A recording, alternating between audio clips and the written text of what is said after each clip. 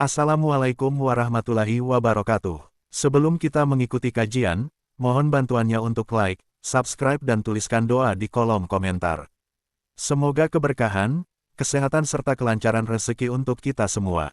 Amin, amin, amin ya robbal alamin.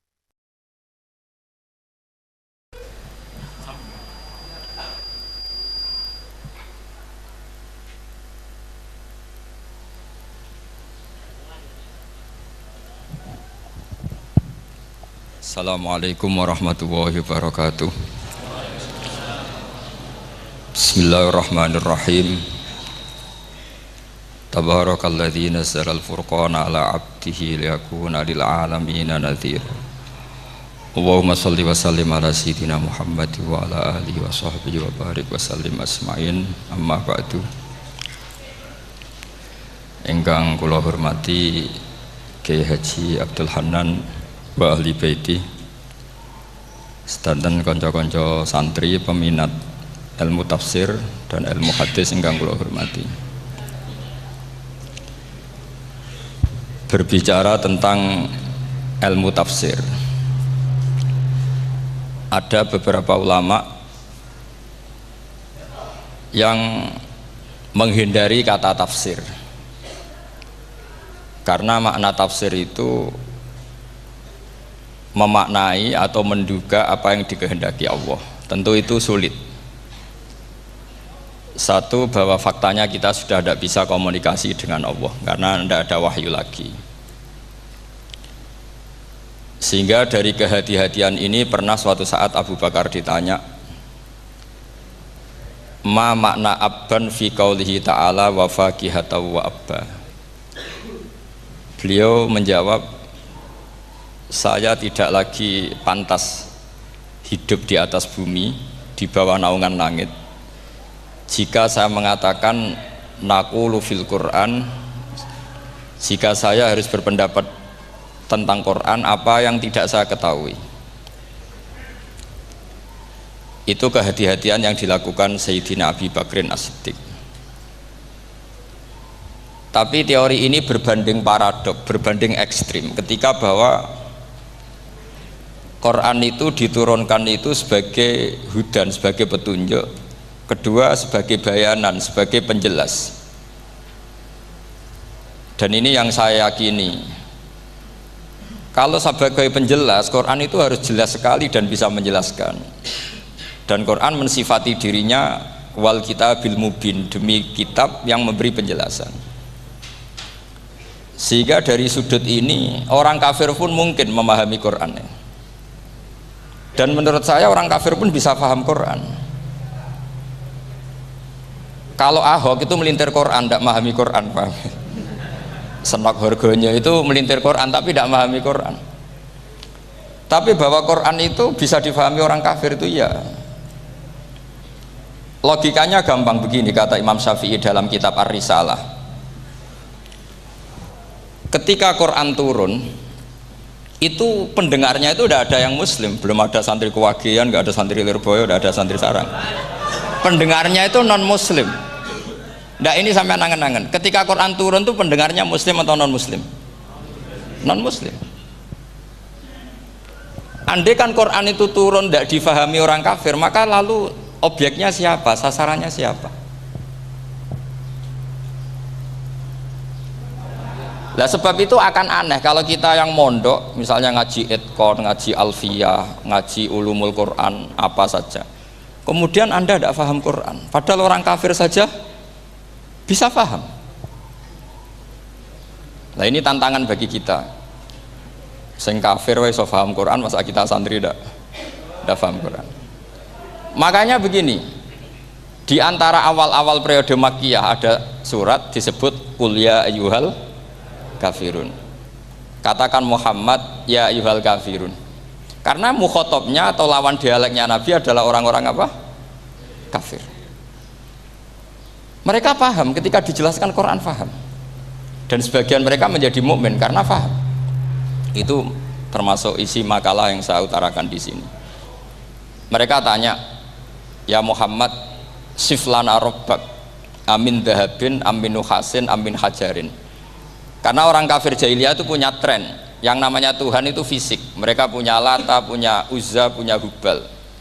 Sehingga kalau Tuhan-Tuhan kita ini dari batu Muhammad, katanya Anda punya Tuhan yang berbeda. Lalu Tuhan Anda ini dari emas atau dari perak. Turunlah ayat Qul huwallahu ahad Allahus somad. Lagi-lagi mukhatabnya adalah orang kafir. Makanya ini juga akhirnya jadi ilmu madhab, ilmu tentang firqah-firqah dalam Islam, bahwa kesalahan terbesar orang Khawarij sebagaimana yang dikutip Imam Bukhari, nanti sama cari di juz 4 atau di juz 3, pokoknya di bab Babu Qitalil Khawarij, karena Imam Bukhari punya adat diulang-ulang. Kata Ibnu Umar yang dikutip Imam Bukhari, innahum intolaku ila ayatin nazalat fil kufar faja'aluha alal mu'minin. Orang-orang Khawarij atau kalau sekarang orang-orang radikalisme itu meneliti Quran, kemudian ketika ada kriteria manusia-manusia tertentu itu dianggap itu kenanya orang Islam, korbannya orang Islam. Padahal awal mula ayat ini turun untuk orang kafir atau kritikan pada orang kafir. Ini cilaka betul.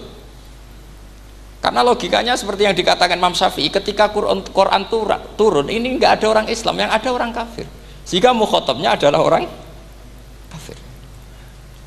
Tapi ayat-ayat ini nanti dipakai Khawarij untuk mengcounter orang Islam, sehingga mereka mudah mengkafirkan kita karena pakai ayat yang dari awal Allah mengkafirkan orang kafir, sekarang ayat itu dipakai mengkafirkan orang Islam. Ini saking gebleknya orang apa? Khawarij. Makanya kata kitab Fathul Bari yang menyarai Bukhari itu, yang mendorong orang Khawarij seperti itu adalah jahluhum bisyariah. Memang mereka benar-benar bodoh, benar-benar goblok. Misalnya kita kiai atau kita ma'arif atau kita santri atau kita orang soleh, kemudian kita tidak bisa melakukan apa yang kita katakan, terus kita oke lah, kita kena kritik misalnya atakmurunan nasa bil birri apa watan sauna anfusakum wa antum taslunal kitab. Terus kita katanya bisa ngomong tapi tidak bisa melakukan, terus dikritik dengan ayat itu mestinya tidak tepat. Karena itu asbabun nuzulnya adalah orang-orang Yahudi, karena tahu bahwa sifat Rasulullah itu ada di Taurat, mereka menyuruh keluarganya itu masuk Islam, tapi mereka sendiri tidak mau Islam. Kemudian turunlah ayat atakmurunan nasa bil birri wa tansawna anfusakum wa antum taslunal kitab afala ta'qilun. Sekarang perbandingannya begini, misalnya ada orang Islam, taruh saja Zaid itu maling, ya maling, konsisten dia malingnya sampai tua.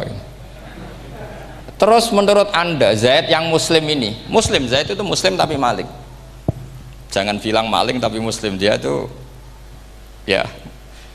Kemudian Zaid bilang ke anaknya, "Cung, kowe aja dadi maling, dadi santri sing soleh, sing maling bapak tok." Ndak. Ini menurut analisis usul fikih.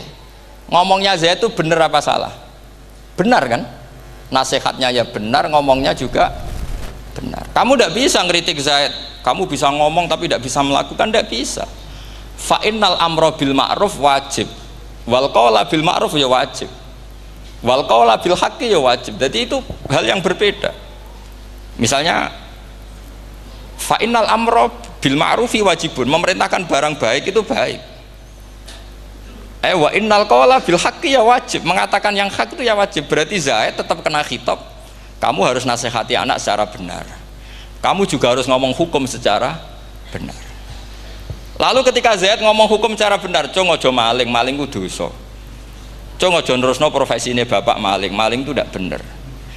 Dia berarti sudah melakukan dua kebenaran, yaitu ngomongnya benar, nasihatnya benar. Dia salah, perilakunya tetap maling. Tapi jangan karena dia maling lalu omongannya enggak salah juga, berarti salahnya malah tiga.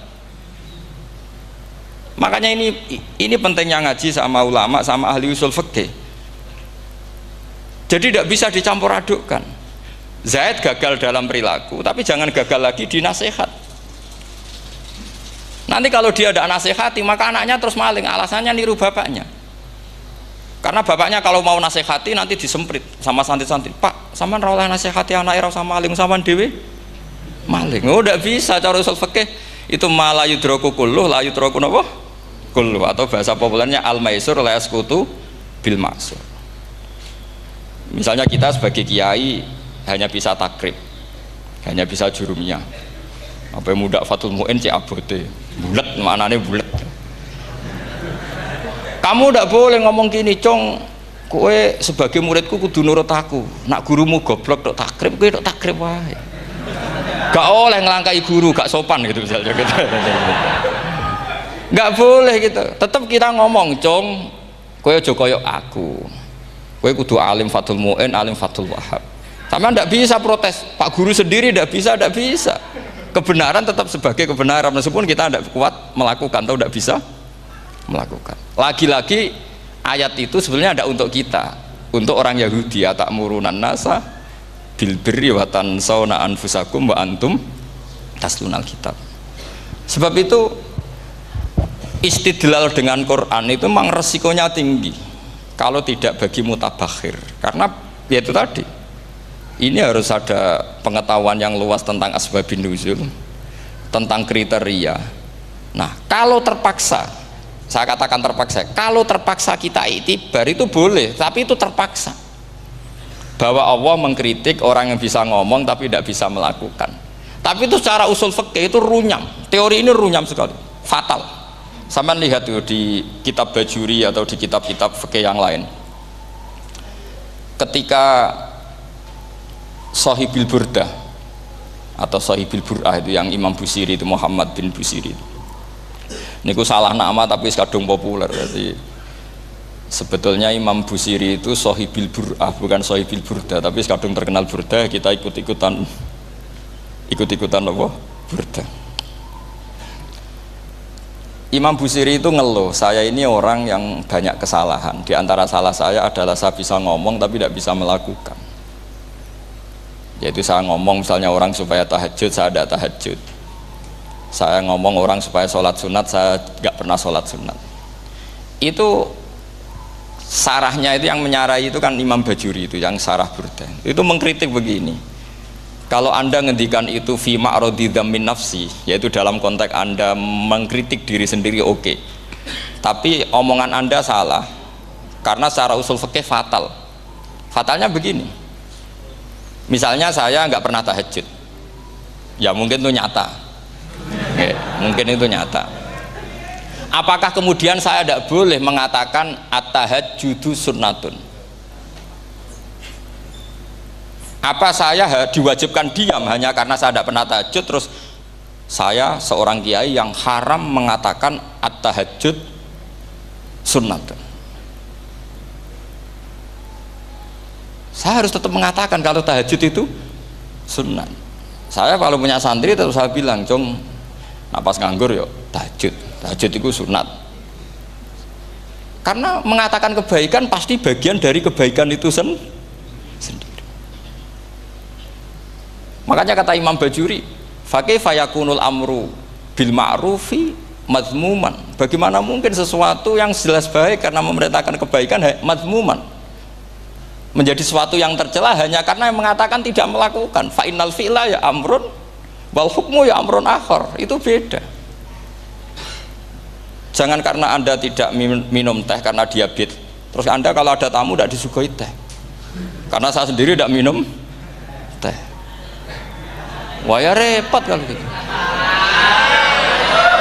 Nah itu lagi-lagi tadi orang Khawarij salah ketika mengartikan ayat yang harusnya objek kritiknya itu orang kafir, kemudian karena Quran lama sekali dibaca orang Islam sampai orang itu lupa kalau Quran awalnya turun diantaranya adalah membenahi akidahnya orang kafir, sehingga korbannya orang Islam. Itu mirip seperti cerita kita ya, santri-santri itu kalau punya musuh itu baca Hizib Nasor. Dulu pengarang Hizib Nasor itu musuhnya orang fasik, sehingga dihizib. Santri ora duwe musuh wong fasik, duwene kancane dhewe, akhirnya kancane yang kena hizib. Nah ini penting saya aturkan ya, sama seperti itu. Lama sekali Quran itu hanya dibaca orang Islam dan komunitasnya Muslim, sehingga seakan-akan semua kritikan Quran itu pada orang nopo Islam. Padahal jelas Quran ada kul ya ayyuhal kafirun. jelas mukhatabnya orang kafir. Sadaqata lakum dinukum waliyadin. Nah, ini penting kalau aturakan. Makanya kalau melihat itu, Quran jelas bisa difahami orang kafir. Bahkan banyak orang kafir yang menjadi muslim karena faham maknanya apa? Faham maknanya Quran. Itu jelas sekali. Itu masyhur sekali dialeknya Nabi dengan Walid bin Mughirah, dengan Utbah, dengan banyak sekali, termasuk dengan Abu Jahal, dengan Abu Lahab. Bahkan orang-orang kafir Quraisy itu menyewa namanya Musailamah Al-Kadzab. Kalau di sini umumnya baca Musailamah apa Musailimah? Trennya di sini pakai fathah ya.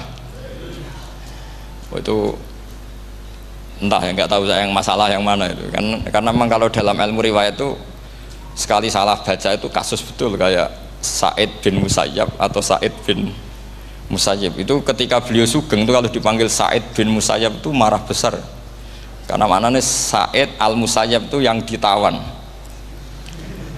Makanya beliau bilang sayyabatni Irak wa anal Musayyib. Orang Irak mengatakan saya ini ditawan, sebenarnya saya yang menawan mereka. Tapi al-masyhur itu dibaca Sa'id bin Musayyab, padahal dia tidak mau dipanggil Sa'id bin Musayyab, Sa'id bin Musayyab. Karena nama ini penting. Pentingnya begini, ini kata Rasulullah kalau sedang guyon, kata Nabi, mbok kamu itu sekali-kali mikir, kenapa saya ini diberi nama Allah Muhammad, katanya. Ini hadis sahih di Bukhari, ada di Kitabul Adab, banyak lah tag ini. Kenapa ya Rasulullah? Allah itu senang bingung wong kafir, kata Rasulullah. Karena Abu Jahal kalau manggil saya jadi bingung. Itu kalau orang Arab kan pasti tahu maknanya. Muhammad maknanya orang yang terpuji. Sehingga kalau Abu Lahab ngomong itu jadi paradok. Hei orang yang terpuji, kamu bohong. Kan jadi aneh. Ya Muhammad kadzabta, hei Muhammad kamu bohong. Kalau diterjemahkan hei orang terpuji, kamu bohong. Itu akhirnya sahabat tertawa-tawa. Karena cek pinter deh pangeran milih nama kamu ya Rasulullah. Karena ini bingungkan musuh gitu. Makanya kalau kamu udah anak kiai itu anak kamu panggil namakan saja Agus. Pasti satu pondok manggil Gus semua. Itu aman itu. Oh itu mbok yang nggak seneng tetap panggil Gus. Karena kalau untuk Gus putra kiai kan butuh di bapak kiai, kan bapak ayus kadung ra kiai itu kan, itu ada triknya, yaitu anaknya dinamain Agus. Nah itu Rasulullah itu sudah dipilih sedemikian rupa oleh Allah, perilakunya benar, ahwalnya benar, sak namanya juga benar. Sehingga ketika Abu Jahal, Abu Lahab tahu bahwa nama Muhammad ini problem, karena ini madah itu memuji. Sehingga mereka kalau mencari Muhammad tuh bilang ainal madmum, mana orang yang tercela. Terus orang-orang Quraisy tidak paham, kamu nyari siapa? Akhirnya mereka bilang ana atlubu Muhammad, dan saya cari Muhammad. Akhirnya bilang Muhammad lagi. Nah, itu Quran juga main di ranah nama, sehingga Abu Jahal itu namanya kan Abul Hakam. Orang Islam dari awal memanggil Abu Jahal, karena kalau sampai kita manggil Abul Hakam kita akan mengalami paradok, ya Abul Hakam, hei bapak dari semua kebijakan, kamu begini kan kacau. Makanya itu dari sini orang nggak boleh salah apa? Salah nama. Ini penting kolaborakan, karena kadang menganalisis Quran itu satu bilisanin arabi mubin, kata Imam Syafi'i, wa innahu latanzilu rabbil alamin nazala bihir rohul amin ala qalbika litakuna minal mudhirin bilisanin arabi mubin. Di antara, kata Imam Syafi'i ini, di antara aturan pokok memahami Quran adalah dia malian bil arabiyah, dia sangat-sangat menguasai bahasa Arab. Itu masyhur dalam dialek Imam Syafi'i ini. Saman kalau ngaji takrib atau Fathul Mu'in, syarat sahnya tayamum lil musafir itu apa? Tolabul ma', mencari apa? Air. Sampai kalau di takrib dicontohkan, kalau di tempat atas nyari ke bawah, kalau ke bawah nyari ke atas. Imam Syafi'i ditanya, kaifa taqulu bi syartit tolab, bagaimana anda berpendapat bahwa tolabul ma' itu wajib untuk menjadi sahnya tayamum? Terus Imam Syafi'i faqara'a falam tajidu ma'an, kamu pergi kemudian falam tajidu ma'an, kamu tidak menemukan air. Terus Imam Syafi'i mengatakan La yuqalu liman lam yatlub lam yajid wa innama yuqalu lam ya'rif katanya. Orang yang nggak pernah mencari itu tidak bisa dikatakan lam yajid, tidak menemukan. Kalau belum mencari namanya tidak tahu. Padahal Quran bilang kamu pergi kemudian kamu tidak menemukan air. Tidak menemukan itu berarti harus mencari dulu baru dikatakan lam yajid, tidak menemukan. Kalau tidak pernah mencari namanya tidak tahu. Hanya gitu tok itu jadi ilmu bahwa tolabul ma itu wajib karena Allah mengatakan falam tajidu ma la yuqalu liman lam yatlub lam yajid wa innama yuqalu lam ya'rif. Orang dikatakan tidak menemukan berarti setelah mencari kemudian kesimpulannya tidak menemukan. Kalau belum mencari namanya apa? Tidak tahu. Nah, dari sini Imam Syafi'i istidlal wajib tolabul ma. Ini namanya malian bil arabiyah. Dia menguasai bahasa Arab. Begitu juga ulama-ulama sufi. Itu ada cerita Bayazid Al-Bustami itu ada muridnya baca ayat wasiqal ladzina taqaw rabbahum ilal jannati zumara. Orang-orang takwa itu digiring menuju surga. Itu dia nangis. Muridnya kaget. Ini guru saya tidak benar, ini ada cerita surga tapi dia malah nangis karena ayatnya itu digiring. Terus kata Abu Yazid, mereka itu di mana saja, masa ke surga aja butuh digiring? Ke surga itu kan nikmat, ngapain butuh digiring? Saya tidak mau, kata dia. Abu Yazid itu gak mau digiring ke surga, itu gak mau. Muridnya kan tambah kaget, memangnya mau neraka kan gitu pikirannya itu. Ternyata beliau jawabnya sederhana, saya pas itu sudah dekat sama Allah sehingga tidak perlu digiring. Kemudian saya sudah panitia kiamat pas itu, jadi gak perlu digiring. Nah ini nanti penting jadi satu aturan ilmu ulumul Quran. Saya di rumah itu istiqomah ngajar Qawaidul Asasiyahnya Said Muhammad yang dulu ditulis abahnya Zubdatul Itqan oleh Said Alawi. Kemudian Zubdatul Itqan itu tentu dari kitab Itqan. Terus Said Alawi dulu ngarang kitab Faidul Khobir, sarahnya Faidul Khobir sama Sayyid Muhsin Al-Musawab, dulu dari Padang tapi hidupnya di Mekah. Saya dulu talaki sama Mbah Mun. Itu ternyata ada ayatnya, innal muttaqina fi jannati wa nahar fi maq'adi sidqin 'inda malikim muqtadir.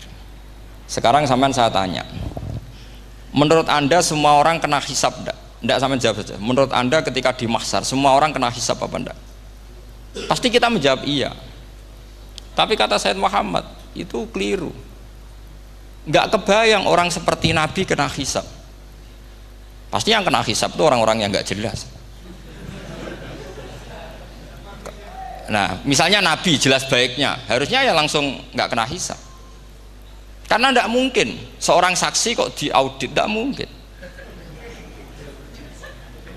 Lo saksi itu di pengadilan kan nggak tersangka, nggak terdakwa, dia tidak boleh diintervensi oleh hakim.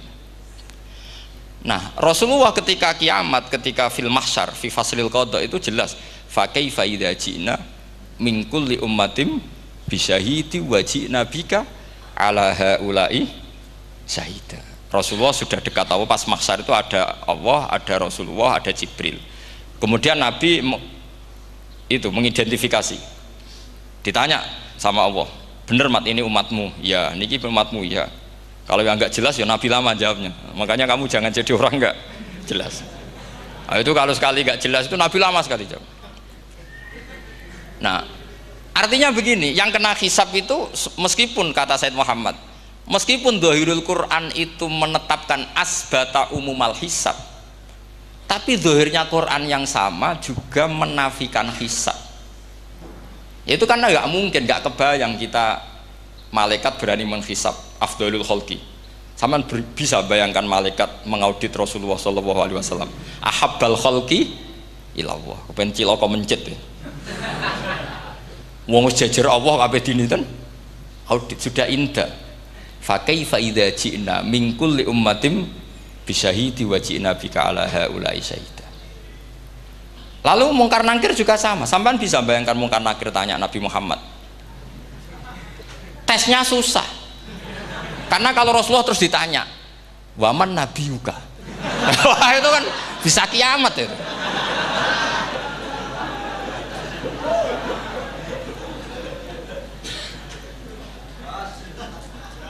Paham ya? Makanya kata Sayyid Muhammad, ini kan teman-teman tanya, piye carane alim tafsirnya saja, sarannya satu hafal Quran, dua hafal Sahih Muslim, tiga semua orang sudah mati, tinggal kamu yang alim. Nah, itu, oh itu mesti aman itu. Nah kalau sampean tanya saya, apa buktinya Gus kalau orang tertentu tidak kena hisab? Ya buktinya tadi misalnya innalladzina qalu rabbuna Allahu tsummas taqamu tatanazzalu alaihimul malaikatu alla takhafu wala tahzanu wa absyiru. Mungkar nakir adalah malaikat penakut membawa ketakutan. Sementara para wali ini jelas malaikat kena konstitusi, malaikat harus mengatakan ke para wali alla takhafu wala tahzanu. Padahal Nabi tentu sayyidul auli. Para wali saja malaikat kena aturan kamu harus bilang alla takhafu wala tahzanu wa absyiru. Hei para wali, kamu jangan susah, jangan gentar, kamu harus gembira. Kamu bisa bayangkan misalnya Mungkar Nakir bawa godok, kata orang kalau dipukul ajul sak walang-walang. Kemudian kamu bayangkan si Abdul Qadir ngalami itu, Abdul Hasan Asadali ngalami itu, Abu Yazid Al Bustami. Kalau itu ngalami gitu semua, ngapain kita jadikan mursyid? Kan sama nasibnya dengan kita. Nah, Zahirul Quran mengatakan asbatal hisabah. Tapi Zahirul Quran di ayat yang lain lam yusbit al hisabah.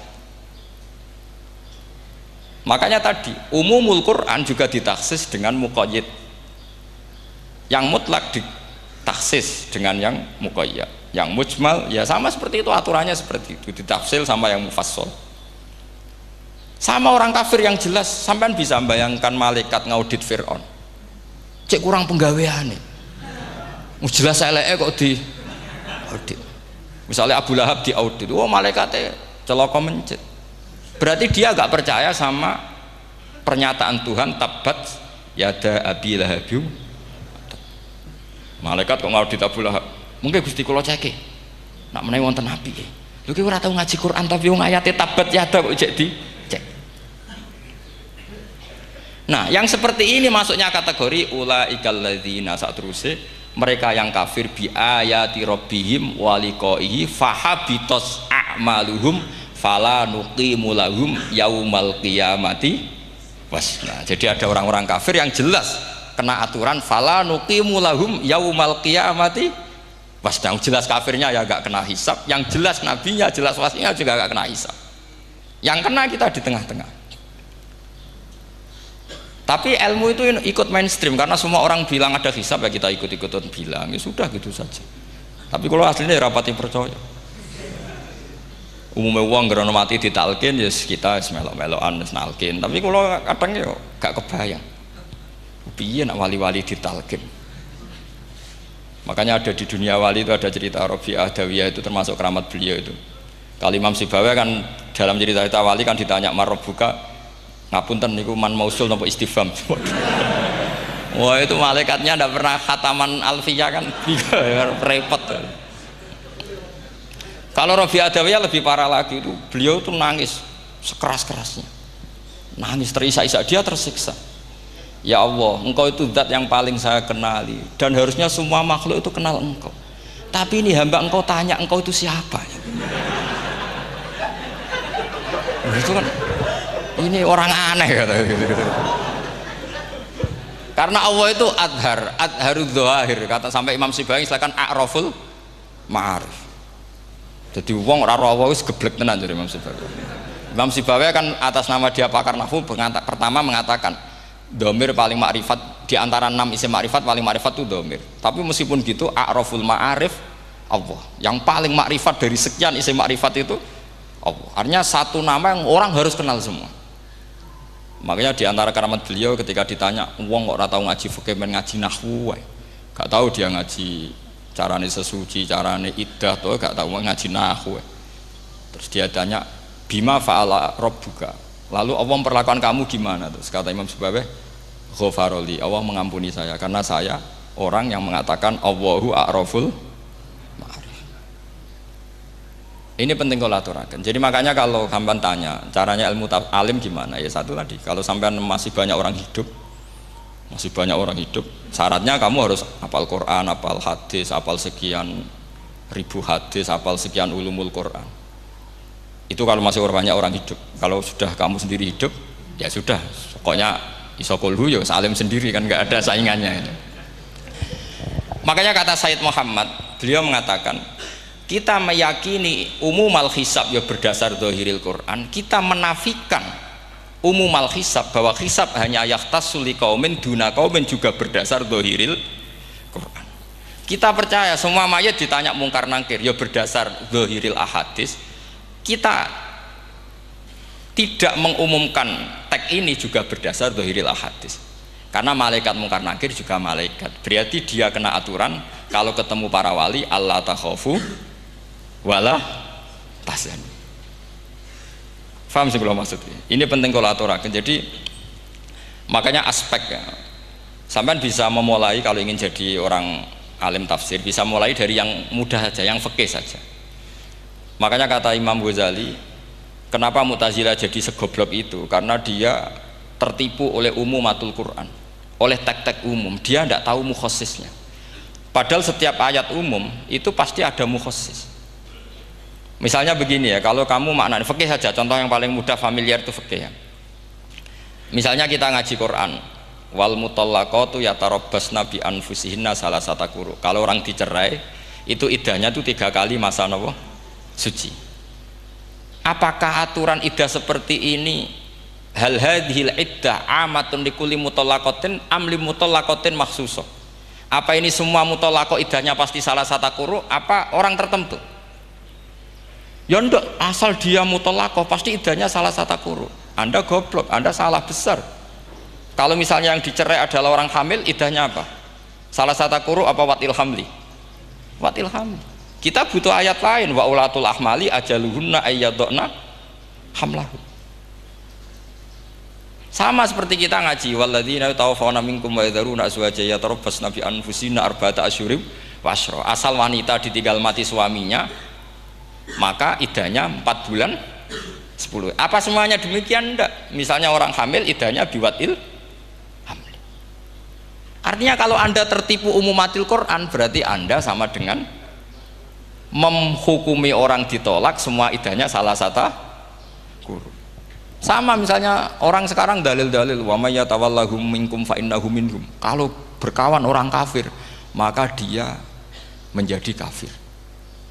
Itu kan fatal. Semua nabi ya berkawan orang kafir, karena dakwahnya memang sama orang kafir.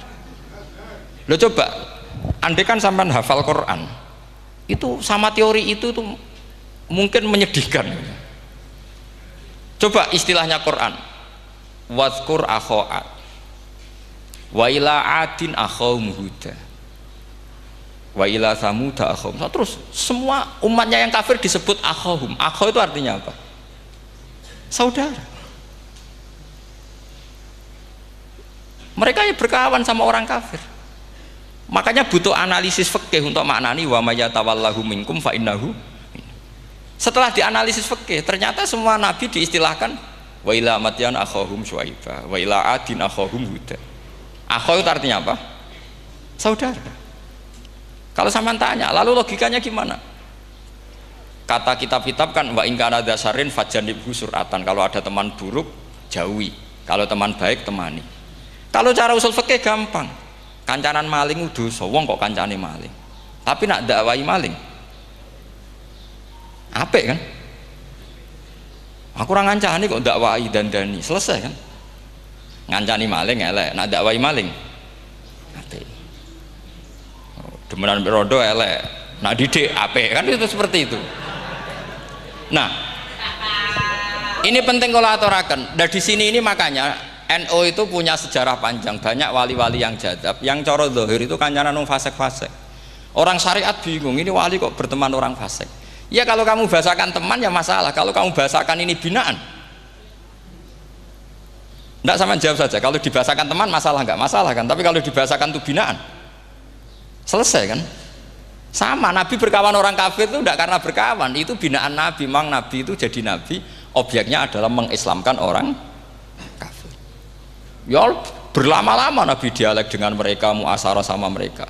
Bahkan Nabi diharuskan bersikap baik sama mereka. Itu yang disebut fabima rahmatim minallahi napa lintalahum walau kunta faddzan ghalidhal qalbi lan faddu min haul.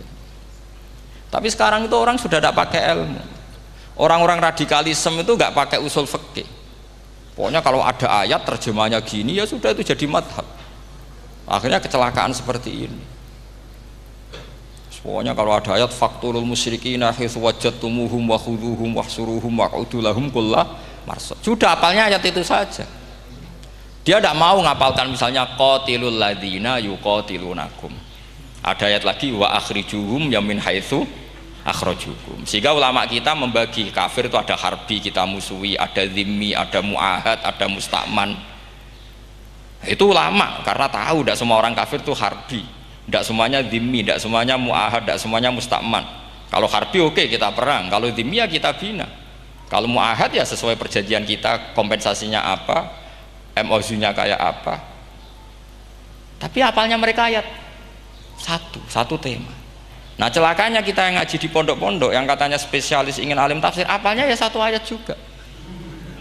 Wah itu kan satu ayat versus satu ayat, itu ngeri. Makanya kalau sama tanya saya, ini katanya di acara ini sama tanya gimana caranya jadi ahli tafsir, saya jawab gampang. Caranya itu hafal Quran, hafal hadis, terus hafal ulumul Quran. Ya misalnya Nadoman ya Faidul Khobir lah, kalau kitab Nasar ya minimal itu setengah lanya itkon lah, kalau nggak lanya-lanya amat ya agak lanya. Karena kitab tafsir itu gampang, teorinya itu mudah sekali. Misalnya al-ibratu bi umumil lafzi la bi khususis sabab, itu sama dengan kayak kaidah fikih. Karena kalau kaidah fikih itu saya itu pernah dibisui kiai itu, ini kisah nyata itu, dibisui kiai itu pas basul masail. Dulu saya itu masih sering mau basul masail. Ini mun pensiun mun mboten niku mun. Dulu saya dengan Gus Zofur putrane Mbah Mun itu sering makili Pondok Anwar basul masail fikih. Tapi tidak tahu ceritanya Gus Zofur jadi dokter tafsir, saya juga kok tahu-tahu menekuni tafsir. Lama-lama orang itu lupa status saya yang fakih ya. Makanya saya itu ya kadang eman gitu, karena ini status penting juga. Tapi status fikih itu kadang memang menyesatkan. Karena begini, itu dulu pernah ada basul masail itu begini. Ini kisah nyata ini. Ada desainer baju putri untuk putri, anak putri. Kemudian desainer itu menciptakan satu celana pendek misalnya, atau celana seperempat. Dengan desain ini pasti kalau dipakai itu auratnya itu kelihatan. Bagaimana hukumnya desainer ini? Apa termasuk mimman sarro'a as-sayyi'ata? Karena terjadi kasfil aurat. Apa enggak? Rata-rata kalau kiai yang khusuk-khusuk, yang sepuh-sepuh, desainer itu dosa. Gara-gara tren pakaian ini mau itu buka aurat. Tapi kiai-kiai alim yang muda-muda, entah saking belingnya, entah saking pinternya, tidak tahu.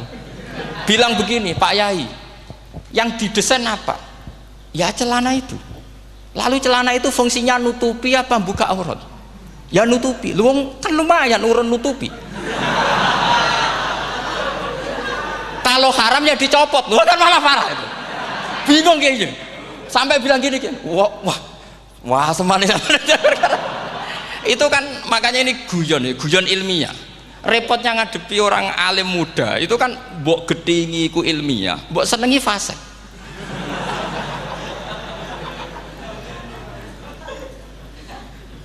Ketika kiai yang khusyuk tadi tak tanya, kalau desainer katok seprapat, paham gitu? Kau coba yang celana dalam terlalu vulgar itu, paham gitu? Nggak, rok saja lah, rok mini misalnya, rok selutut. Sampean jangan ngeres ya, yang rok selutut misalnya. Rok selutut itu desainernya kena hukum haram enggak? Sampean jawab saja. Oh haram jadi kiai sepuh, karena dengan desain itu misalnya lututnya kelihatan. Tapi pertanyaannya kiai muda saya masih ingat betul, saya tanya. Lalu fungsi pakaian itu apa Pak Yai? Fungsi itu kan tetap nutupi sebagian aurat. Kalau Anda haramkan, barang haram itu harus dihilangkan. Nah, itu. Sampai kiai itu setelah acara itu manggil saya. Gus, kalau ngakoni jenengan alim tapi ku podo repote.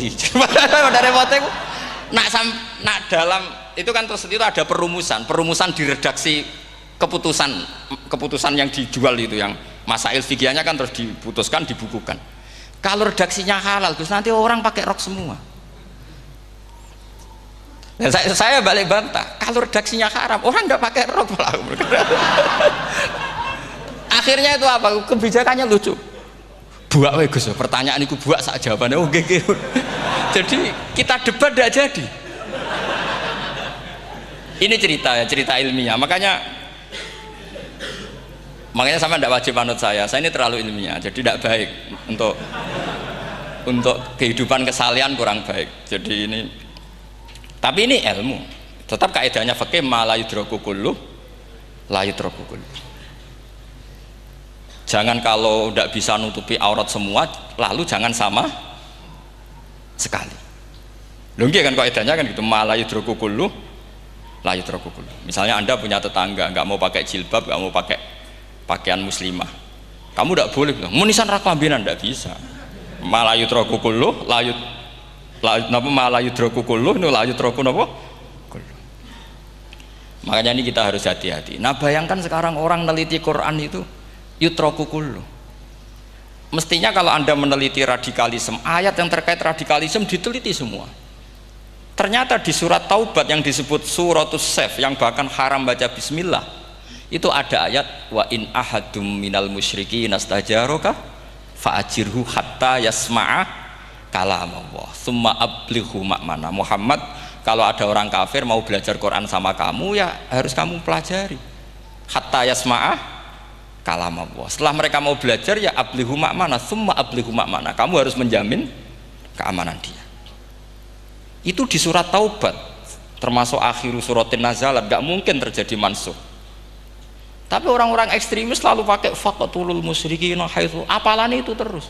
Yang orang liberal yang menaparin la ikraha fiddin, ya sudah seperti itu. Sing orang-orang ora tegas, ora tau nahi mungkar, ya ma arsalnaka illa rahmatan lil alamin, ngono terus. Yang kelompok tukang nahi mungkar ya ayatnya amen nahi mungkar. Saya tuh heran, kenapa mereka punya masalah dengan hafalan kayaknya. Kenapa sih hafalannya kok pedot itu? Kita yang hafal semua bingung jadi. Jadi akhirnya kita yang pinter anut sing goblok. Karena saya tuh pernah loh debat sama orang salaf, debat gitu. Setelah saya mengutarakan sekian hadis, ada tuh Pak hadis itu, waduh, harusnya kamu ngaji saya, ada debat tuh yang level. Kalau nggak level tuh nggak boleh kata itu. Itu kan ngeri. Makanya ini penting ya, kalau sampean tanya ingin jadi alim tafsir ya harus hafal Quran semua. Kalau tidak mungkin yang nunggu orang semua mati baru Anda jadi ahli tafsir, karena tidak ada musuhnya. Tapi saya pastikan orang kafir pun bisa memahami Quran, yaitu tadi hatta yasma'ah kalam Allah. Sayyidina Umar tuh masuk Islam tuh gara-gara dengar adiknya baca Toha ma anzalna alikal Qur'ana litashqa illa tadhkiratal liman yakhsha tanzilam mimman khalaqal arda was samawati ula ar-rahmanu alal arsis tawa. Itu dia mahuwa bikalamil basar, tidak mungkin seperti ini karangan manusia, itu tidak mungkin. Akhirnya dia Islam. Banyak orang Islam karena diperdengarkan Quran, karena memang notnya sudah unik, makna kualitasnya juga sudah unik, semuanya itu unik, indah. Sampai sekarang pun orang kafir itu orang paling tahu Quran. Makanya Allah mensifati orang kafir itu hasadam min indi anfusihim mim ba'di ma tabayyana lahumul haq. Sekarang sama saya tanya, orang sing tabayyana lahumul haqq itu orang faham apa orang tidak faham? Mereka orang kafir itu mengingkari Quran, padahal mim ba'di ma tabayyana lahumul haqq, setelah kebenaran nyata bagi mereka. Nyata bagi mereka artinya orang kafir faham apa tidak faham? Faham. Cuma mereka punya penyakit hasadam min indi anfusihim. Mereka juga kalau ada ayat tentang ahkam yang memberatkan, mereka bilang i'ti bi Qur'anin ghairi hada au badil. Muhammad harusnya jangan tema itu yang diangkat, bu cari Quran yang lain yang enggak tema itu. Mereka sampai memilih tema itu karena paham apa karena tidak paham? Karena paham. Makanya di makalah saya pastikan ngaji tafsir itu gampang, karena orang kafir pun bisa. Kalau kasus Ahok itu bukan paham itu melintir, beda, paham sama melintir itu beda. Itu diterjemah kemenang tuh jangan mengangkat kawan orang Islam, bukan ngangkat pemimpin.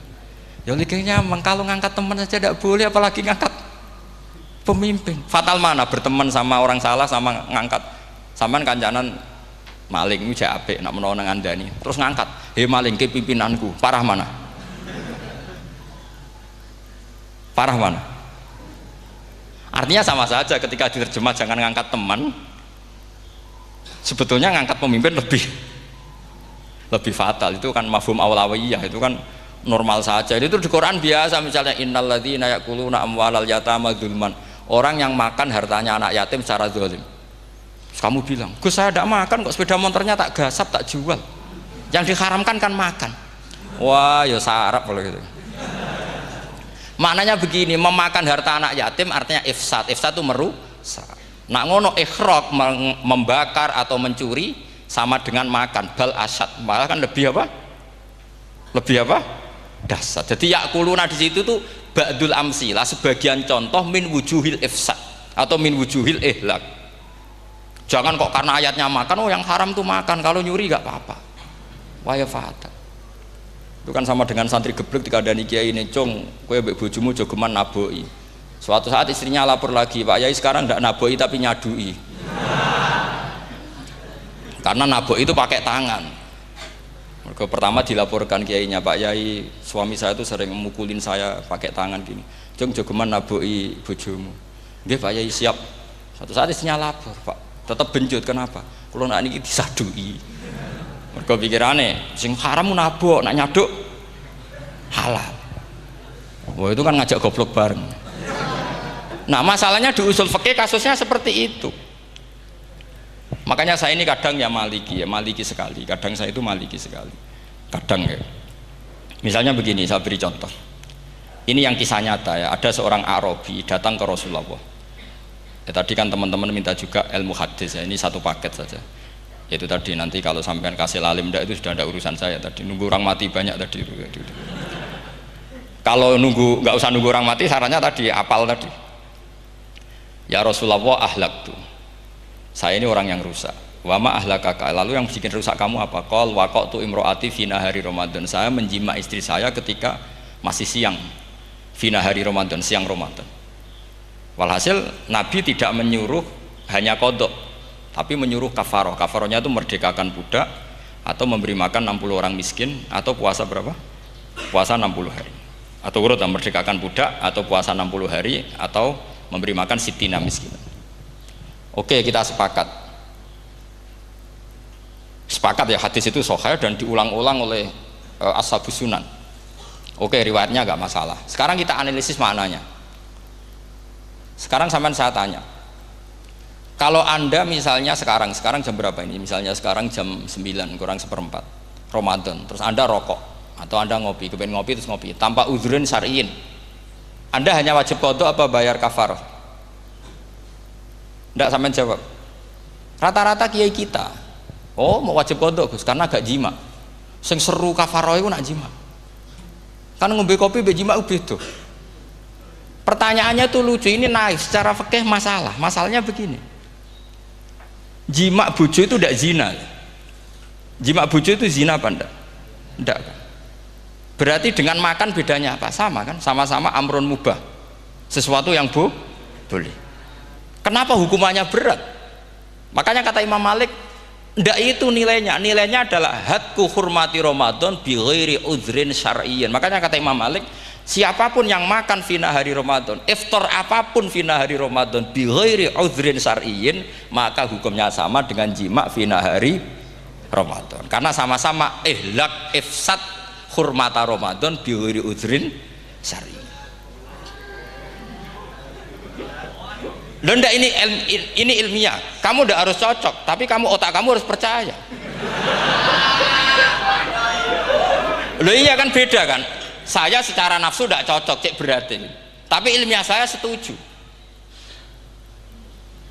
Kalau kiai ngandani itu kan pasti pakai badul amsilah, kan nggak mungkin semua contoh disebut. Jong penak melaku jogeman delok wedok iku mari setan. Mboten delok Mbah, nyekel lho malah parah to.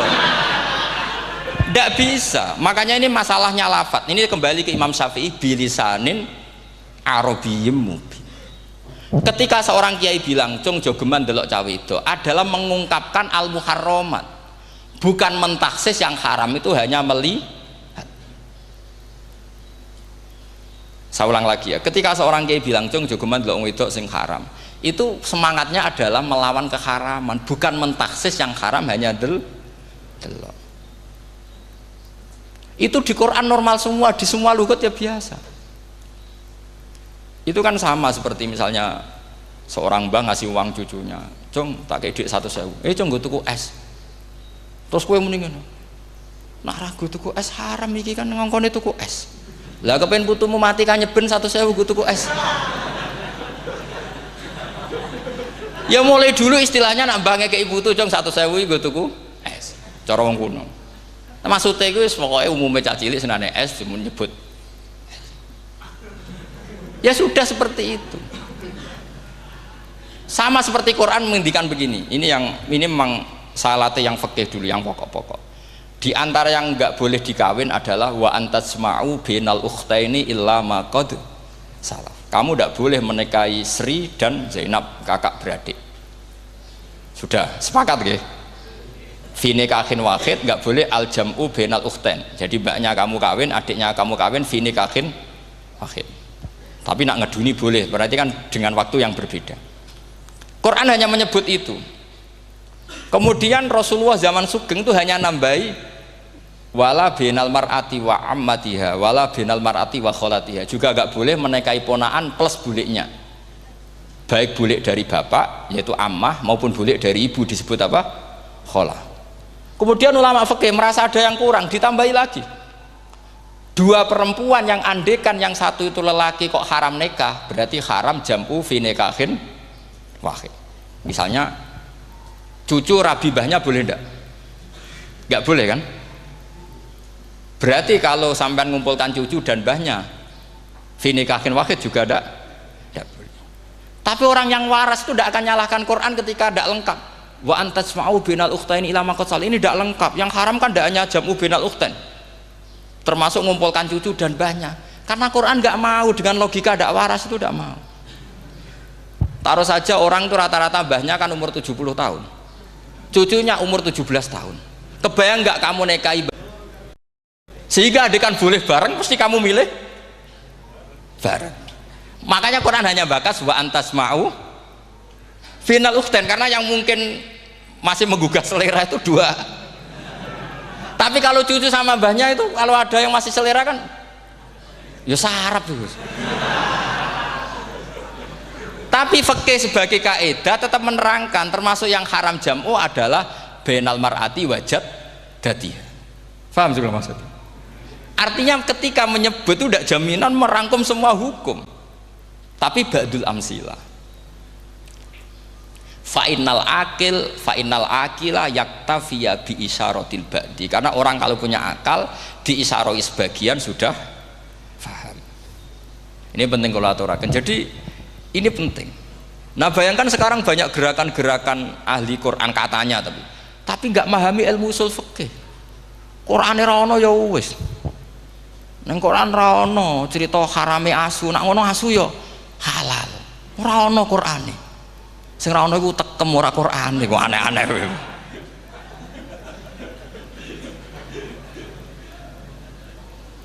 Itu kan sama. Terus sampean misalnya tadi jam 09.00 Ramadan tambah uzurin syariyin terus mangan mie rokokan, itu kan melecehkan Ramadan biguri uzurin syariyin, karena melecehkan hurmata Ramadan kena sanksi separah itu.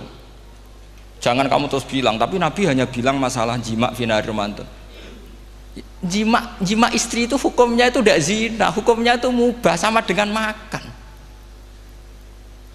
Ini cara madzhab Maliki, tapi kita alhamdulillah madzhab Syafi'i. Ya itu masalahnya. Berhubung itu menguntungkan sami'na wa ta'na. Nah, itu. Tapi saya sendiri dalam konteks ini, saya itu ya sangat-sangat Syafi'iyah, sangat-sangat Syafi'iyah. Dalam banyak hal sangat-sangat Syafi'iyah. Tapi dalam banyak hal kadang-kadang saya ya Maliki. Nah, itu kan kalau sampean tanya kenapa gitu, ya hikmah baca banyak saja. Karena yang Syafi'i itu ya karena bacanya hanya Syafi'i, itu bukan fanatik, itu keterbatasan. Itu beda, ada apa itu namanya tidak fanatik, itu keterbatasan. Itu beda sekali. Jadi kita harus ngaji yang banyak. Saya termasuk utang ya sama Imam Syafi'i itu baca kitab Ar-Risalah. Itu kitab yang kadang satu ulama baca sampai 500 kali. Yaitu Imam Syafi'i itu dalam kitab Risalah itu begini, ini termasuk ulumul Quran yang paling penting. Muqaddimahnya begini. Wan nasu sinfani min awalil amri. Wan nasu sinfani. Ketika Rasulullah datang membawa Quran itu manusia hanya ada dua. Al-kuffar sing dari jenis ahli kitab dan kuffar dari jenis yang tidak ahli kitab. Bahkan tidak ada orang Islam zaman itu. Pertama Nabi jadi Nabi itu adakah pendengar yang Muslim? Kan tidak ada. Semuanya ahli kitab. Makanya susah kalau Quran kamu analisis korbannya orang Islam tuh, kata Ibnu Umar tuh lucu. Dulu tuh mukhotobnya tuh orang kafir, jelas kuliah ayuhal kafir. Ya ayuhan nasu ubudu rabbakum alladzi khalaqakum. Jelas orang kafir. Karena orang Islam nggak mungkin dikhatabi ubudu rabbakum. Makanya Imam Suyuti kalau nafsiri itu ngeper ubudu rabbakum wahiduhu. Tapi kalau mukhatabnya orang Islam dawimu alal ibadah atau dawimu alat tauhid. Karena dia tahu kalau mukhatabnya orang kafir ubudu ya masih wahidu. Kalau sudah Islam kok dikhitabi ubudu mudawamah alal ibadah. Itu saking alimnya Imam Suyuti. Ini saya teruskan. Kalau mukhatabnya itu orang kafir ahli kitab, itu kemungkinannya ya dua cara mereaksi Quran, yaitu disebut lam yakunil ladzina kafaru min ahlil kitabi wal musyrikina munfakina hatta ta'tiyahumul. Jadi lam yakunil ladzina kafaru, jelas kafaru itu umum. Kemudian ditafsir kafaru itu ada yang min ahlil kitabi, berarti kafaru yang jenis Yahudi Nasrani. Ada kafaru yang min ahlil kitabi wal musyrikin, kafaru yang jenis musyrikin, yaitu kafir Mekah. Karena cara kaidah nahwu al-atfu yaqtadi taghayyur, kalau ada ataf pasti konteksnya beda. Jaa Zaidun wa Amrun, berarti Zaid ada Amar, Amar ya ada Bakar. Karena Jaa Zaidun wa Amrun wa Bakrun, pasti orang ini berbeda. Tidak boleh orang yang sama kamu pakai ataf. Ini sudah clear ya ini ya. Kemudian cara pandang mereka ya beda. Ketika Rasulullah mengajak tauhid, itu ahli kitab tidak masalah. Memang harusnya Tuhan itu satu. Tidak masalah bagi ahli kitab. Problem bagi ahli kitab adalah Muhammad itu nabi. Itu kita nggak suka. Kalau Tuhan satu oke, tapi kalau Muhammad nabi tidak oke. Kita bisa jadi nabi, kata mereka, karena mereka merasa nasabnya sampai Ibrahim. Sementara zaman itu mereka sanksi Muhammad itu nasabnya konti, gak jelas. Ini penting kalau aturakan. Sehingga dalam konteks ini Allah menjawab ahli kitab dulu.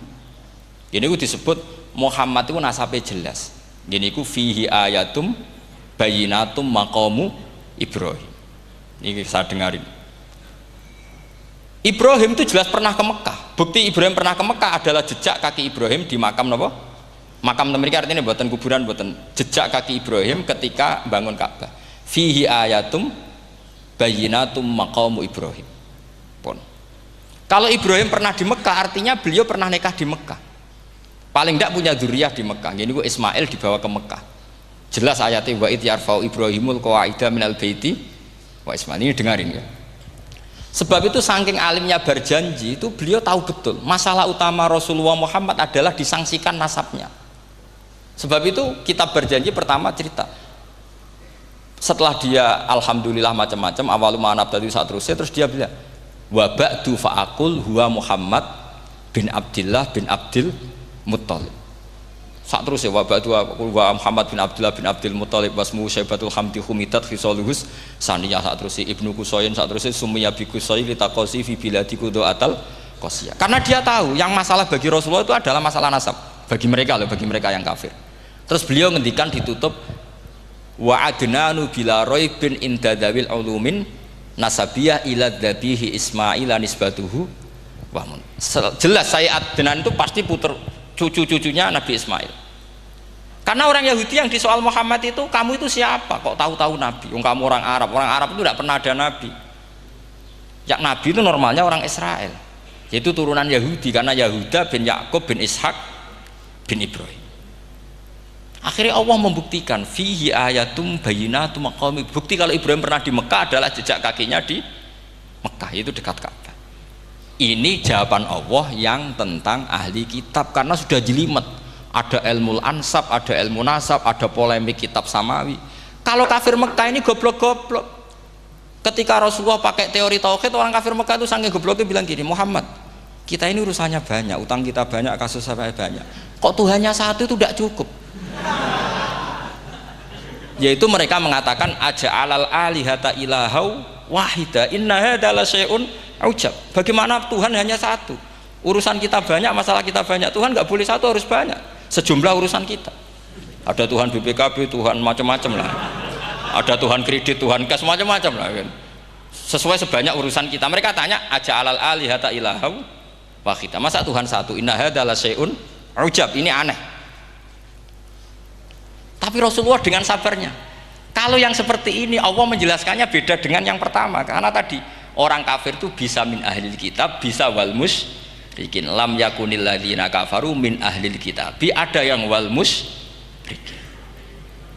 Semuanya ini tidak pernah munfakina hatta ta'tiyahumul bayyinah. Mereka tidak pernah tercerabut dari pikiran mereka, dari mainstream mereka, sampai ada bayyinah. Bayyinah itu kejelasan kebenaran atau benar yang begitu jelas. Itu siapa? Rasulun minallah yatslu suhufam mutahhar. Akhirnya Nabi sabar. Saking sabarnya Nabi itu ngomong gini, ya di khalayak umum, mukhatamnya ya kafir semua. Hei saudara-saudara kami suku Quraisy, kita ini sebangsa. Nabi tanya, Muhammad, ajaran kami itu benar karena kami itu orang yang kita percaya, tapi kali ini Anda aneh karena ngajak satu Tuhan. Itu tidak mungkin, urusan kita banyak, satu Tuhan itu tidak mungkin, Tuhan harus banyak. Kita punya 3 aja kurang banyak kan, hanya punya Lata, Uzza, Hubal. Rasulullah dengan sabarnya ngendikan gini, hei kaumku, kalau kamu jadi pembantu, jadi buruh, senang mana punya majikan banyak sama majikan satu. Kalau majikannya banyak, itu perintahnya beda-beda, seleranya beda. Semua harus kamu lakoni, semua harus kamu taklui karena kamu harus nurut. Wah ya repot mat kalau di majikan banyak, ngerepoti mesti. Rasulullah tinggal nimpali, Tuhan kamu itu majikan kamu, kalau Tuhannya banyak perintahnya ya banyak, seleranya beda-beda. Kamu bingung nggak? Wah ya bingung, ya sudah lah satu aja. Akhirnya mereka masuk Islam. Nah itu disebut Nabi itu fatona, punya kecerdasan artikulatif, kalau menjelaskan itu masuk akal. Nah itu disebut dorobawahu matalar rojulan fihi syuraka'u mutasyakisuna wa rojulan salamal lirojul hal yastawiyani masalah alhamdulillah. Nah ini penting. Allah membuat satu perumpamaan bagaimana ada satu pembantu yang punya majikan banyak, yang berbeda-beda seleranya, berbeda-beda perintahnya, dengan kalau hanya satu majikan. Apakah sama? Mereka jawab tidak sama, enak punya satu majikan. Begitulah Tuhan kamu, harusnya satu. Jadi artinya gini, kalau kamu ngaji ulumul Quran, kamu harus tahu ini khitab ke kafir. Kafir yang mana?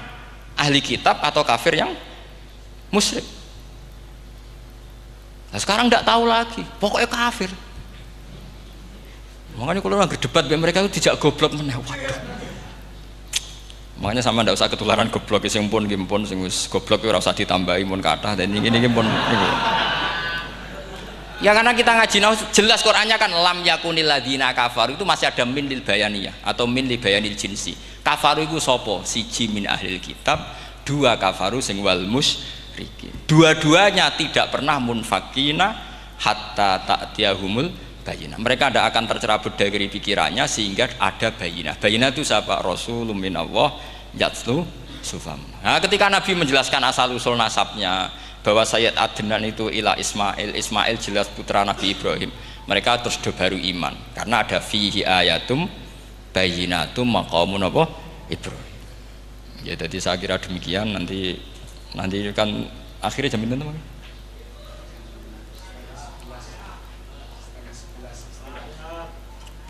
Oh, niki jam pinten istiwa? Nggih, terus saya pikir niku nggih. Kalau misalnya tadi ada tanya jawab, ya tanya jawab carane ngalim saja kan. Itu lebih realistis. Karena kalau sampean iskal, misalnya saya iskal dengan ini kan malah bingung kan. Kalau kamu terkenal pinter, iskal kita gobloke.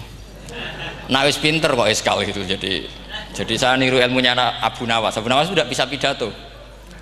Nggak bisa pidato, suatu saat dipaksa pidato sama khalifah itu. Hei para hadirin, kamu pinter apa goblok? Lah mereka pinter, mau ngandani wong pinter, terus pinter kok ngandani gitu. Akhirnya hadirin itu kan karena seneng sama Abu Nawas itu seneng. Ya sudah Abu Nawas, kalau gitu kita goblok. Aku mau ngambil wong goblok. Akhirnya terus wassalamualaikum warahmatullahi wabarakatuh. Jadi itu Abu Nawas juga bisa pidato, tapi dia tahu saja caranya menyelesaikan masalah. Jadi itu Abu Nawas. Jadi ya orangnya kacau tapi cerdas itu, makanya jadi guyonan. Sebenarnya Abu Nawas itu figur yang nyata, tapi tidak senaif yang diceritakan orang-orang di anekdot itu. Ya beliau itu orang soleh ketika era Harun ar-Rasyid. Tapi ya tadi karena banyak cerita yang macam-macam. Ya, Abu Nawas itu, makanya ini cerita anekdot. Jadi riwayatnya nggak jelas tapi lucunya jelas. Jadi itu. Dia itu mangkel punya tetangga profesor ahli astronomi. Adiknya aku mau iso omong tok. Abu Nawas mau pinter molak-malik omong, kan masyhur itu dia cerita hari Senin tanggal sekian lihat Abu Nawas di alun-alun mau terbang. Orang lihat semua itu Abu Nawas itu ya sudah di podium ya hanya gitu-gitu tok. Kok nggak mau terbang-terbang? Ya mau itu ya tidak. Wassalamualaikum warahmatullahi wabarakatuh. Yang bilang Abu Nawas terbang siapa? Abu Nawas mau terbang. Yang namanya mau itu ya tidak.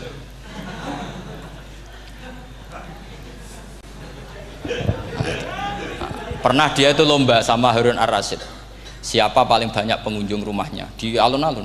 Harun ar-Rasyid bikin khemah, dia bikin khemah. Tentu cerita ini bohong, yakini ini bohong, makanya bohong tenang. Makanya ini anekdot, hanya guyonan. Harun ar-Rasyid karena dia raja itu ada apel, ada makanan macam-macam. Ya tentu pengunjungnya banyak. Batas akhir itu penilaian jam 12 malam. Abu Nawas tenang, satu pun nggak ada pengunjung, nggak ada makanan, nggak ada apa. Pas jam 12 rumahnya dia, kemahnya dibakar, orang ke dia semua. Tit menang dia karena jumlahnya, bahkan Harun ar-Rasyid itu datang ke kemahnya dia karena lombanya kan pengumpulan massa terbanyak. Tit jam 12. Harun ar-Rasyid pikirannya santri ya guys, sugoi jajan mesti teko, pikirannya gitu. Abu Nawas pikirannya beda, jeneng ana kebakaran pasti datang. Wis dihitung biaya khemah sama hadiahnya banyak hadiahnya. Yang ahli falak ini punya ilmu yang rasional, yang pinter sekali. Dia ilmuwan bahwa bumi itu bulat-bulat. Nah, saya lagi tren meyakini bumi flat, itu ya kacau nih. Mau gara-gara penjelasan sing sepihak. Ini wong nganggur. Lah wong ilmuwan kok sentimennya perkara wedi duit. Enggak boleh ilmuwan menyebut sentimen apa? Uang. Akhir bumi itu bulat-bulat. Jadi kalau Anda jalan ke timur terus nanti ke titik yang sama. Abu Nawas paham karena dia memang enggak ahli sains gitu. Suatu saat si profesor ini kemalingan, malingnya melayu ngetan. Terus minta tolong sama Abu Nawas, kejarlah maling itu. Kemana? Ke timur. Dia ngejar ke barat. Ditanya sama profesor, saya udah bilang larinya maling itu ke timur, kalau kejar ke barat nanti ketemu di titik yang sama. Akhirnya profesornya ngerti, oh ngenyek tuh ya, kira itu. Jadi nah khawatir saya nanti kalau santri-santri tidak pinter ilmu terus pilihannya ilmu kayak Abu Nawas, jalan pintas tadi. Karena belajar falak jelimet, belajar faraid apa jelimet, ada aul, ada roh, terus semua ada masalah yang ruwet-ruwet, terus akhirnya mau olah bicara. Ini musibah, innalillahi wa inna ilaihi raji'un. Itu tidak boleh. Quran tidak mengajarkan itu. Quran tetap mengajarkan ilmu meskipun ada nilai seninya. Ya tadi nilai seni tadi, misalnya Allah mencontohkan daraba wa masalah rajulan fihi syuraka. Terus kedua uniknya Quran itu begini. Setelah dipikir itu nyata-nyata lebih detail. Misalnya begini. Ketika Allah mencontohkan ba'udah itu nyamuk. Itu orang-orang kafir itu bilang gini, "Ya Muhammad, Tuhan Anda kehilangan stok ilmiah." Sehingga contoh itu enggak yang dahsyat tapi sekedar nyamuk. Wong nyamuk kok digawe contoh. Mbok ya contoh itu dinosaurus, tak jerapah, tak apalah yang keren itu. Mosok contoh apa? Nyamuk. Terus Allah menjelaskan innallaha la yastahi ayyadriban apa? Masalam ma. Contoh apa saja? Apa saja itu ditafsiri ba'udatan fama faqaha. Entah itu nyamuk, fama faqaha atau yang di atasnya nyamuk. Maksudnya di atasnya itu filkillah atau fisighor atau yang di atas nyamuk yang lebih kecil ketimbang nyamuk. Sekarang saya contohkan kata Rasulullah, contoh yang kecil saja. Nggak usah bikin nyawa, nggak usah, itu terlalu mustahil. Seorang pemahat patung, terus kamu pesen, Pak, aku gaekno patung gajah, mesti muni sanggup. Tak muni, Pak, gaekno patung gajah, ukurannya ya semestinya gajah. Oke. Tapi Pak, aku gaekno patung nyamuk, ukurannya ya sak nyamuk. Kira-kira sanggup apa enggak? Artinya ketika Allah gawe nyamuk itu lebih sulit ketimbang gawe gajah apa lebih mudah? Lebih sulit. Karena nyamuk yang sudah kecil, dia punya alat kelamin terus seberapa juga. Alat kelaminnya juga tetap harus ada lubangnya terus seberapa juga. Temen saya malah ada yang cangkem elek bilang gini, lalu ya punya kumannya seberapa? Nah ini pentingnya ngaji akal. Kamu jangan hanya bilang, wow dinosaurus, jerapah, seru nyamuk. Nah karena orang sudah ada itibar dengan nyamuk, didatangkanlah nyamuk banyak. Sebenarnya nyamuk banyak itu mergo mangkel, gak diperhatikan itu. Makanya terus. Lah ini saya tahadus bin Emat, istri saya itu sering protes. Istri saya kalau manggil saya Gus karena orang Jawa Timur. Itu sama-sama jagongan itu, saya itu tidak pati sering digigit nyamuk, ya digigit tidak sesering sampean, itu jelas. Terus saya tanya, Gus punya doa apa, kenapa tidak pati begitu digigit nyamuk? Saya bilang, karena saya sudah tahu hikmahnya nyamuk. Jadi harusnya dia sudah tidak nyerang saya, kata saya itu. Makanya ini ijazah, agak mandi salah sampean gitu.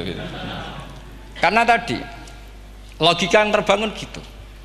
Kalau Allah bikin gajah, melubangi belalai gajah itu masih masuk akal. Bahkan saat kita bikin patung masih bisa. Tapi kata tadi nyamuk itu sudah kecil, harus punya usus, harus punya alat kelamin, harus punya telur. Telurnya juga detail lagi.